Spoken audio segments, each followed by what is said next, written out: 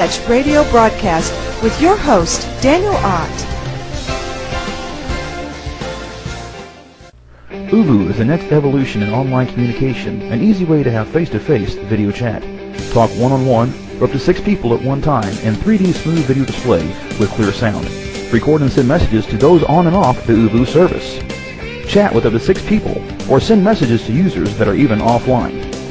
Uvu can send files large as 25 megabytes and up to 20 files at one time.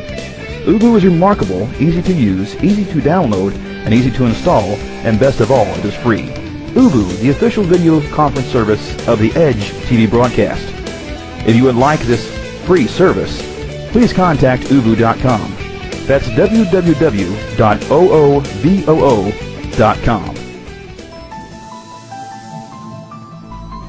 Welcome back. I'm Andy Radford, and this is the Edge's Thursday show, coming to you from the Edge's UK studio.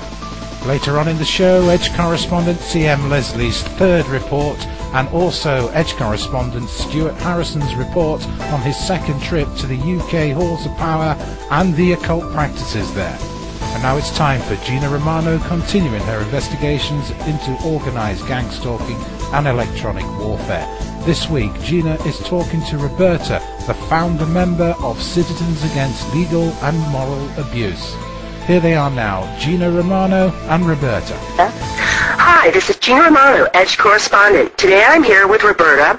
Roberta is the founder of Citizens Against Legal and Moral Abuse. And as my prior guest, Roberta is a victim of organized stalking, and she's going to tell us her story. Roberta? Yes. Hi, how are you? I'm fine. How are you doing? Fine. Thank you for coming on the show. Oh, you're welcome.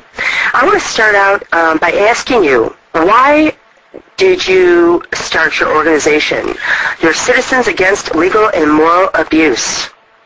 Well, a few years ago, my family and I were harassed horrendously by neighbors that had moved into our neighborhood, and we'd owned our home like about 8 years before they moved in, and boy, when they moved in, it was tough. I mean, they started harassing us and causing all kinds of problems and everything like that. And then over the years, I saw a lot more abuse going on with other people as well. So, but the main reason I started it was because of start the organization was because of what my family and I had gone through with the harassment. Well, what was going on around your house when you moved in? Well, at first, it wasn't as bad as it started out kind of slow, and then it just gradually got worse. And then when the harassment stepped up to a whole new level, I mean, they were damaging our property severely.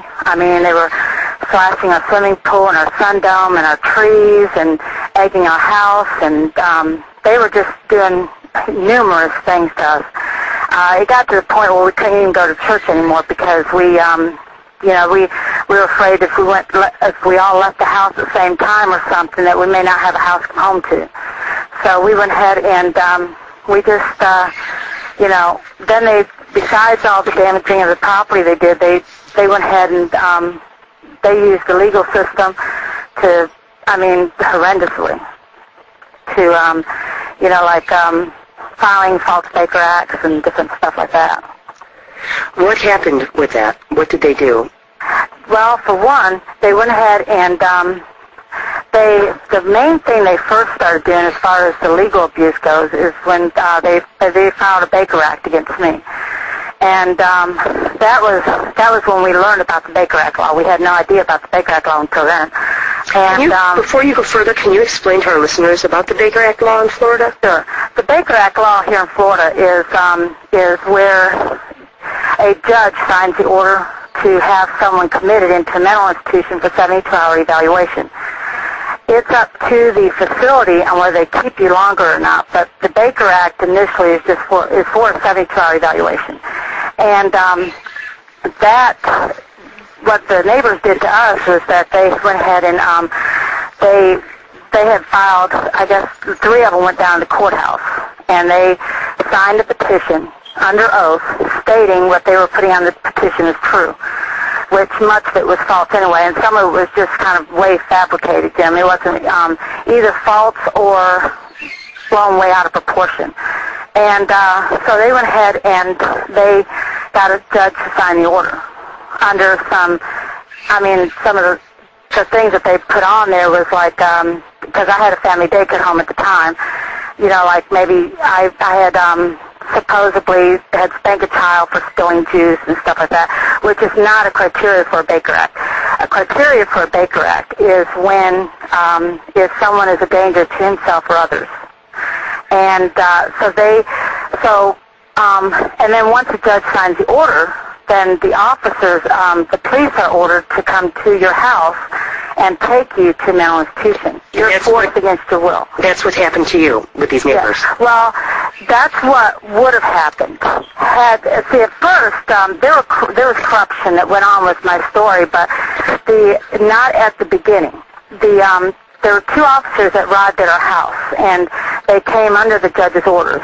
And but when they saw, they had seen the whole neighborhood outside watching and waiting for the officers to take me away, and I guess they felt a duty to call their sergeant and see what they could do about it. They didn't feel right taking me because of that, because they were out there humiliating and degrading us.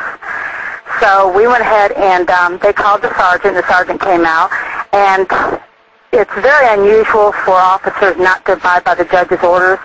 But they did not abide by the judge's orders because they didn't believe what they were seeing. You know what I mean? So they went ahead, and we had to wait like 3 days for the judge to get back into town. He was out of town at a ball game and stuff, and we had to wait like 3 days before, to even find out if he would reverse the order. So in the meantime, that was really scary because I had a family day home. My husband had to take off work 2 days. His boss wouldn't allow him to take off the third day.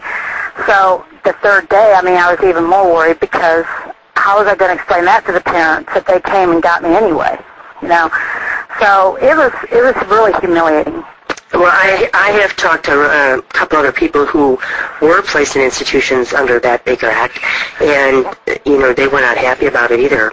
And you got lucky with that one because, many gang stalking victims are, railroaded into the institution. Yeah, literally.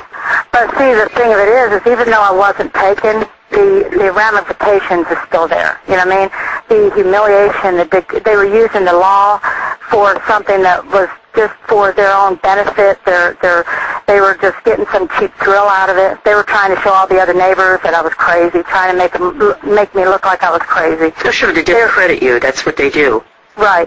And so they were really furious when the officers didn't take me. They called the police the next day, and they demanded that they follow through with the Baker Act and stuff.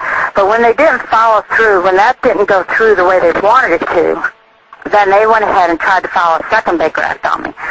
But first of all, they had sent their kids out to call us names and cuss at us. And in the process before, like with the property damage and with the legal abuse, they were also out there, even the adults, out there cussing at us and swearing at us and sticking their middle fingers up at us. They were getting really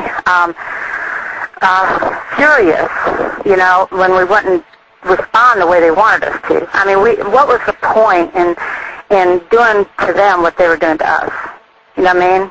What was the point? Yeah, it's just harassment. It's something that they do. They love it. They think this is fun to waste their life away doing this just to get you.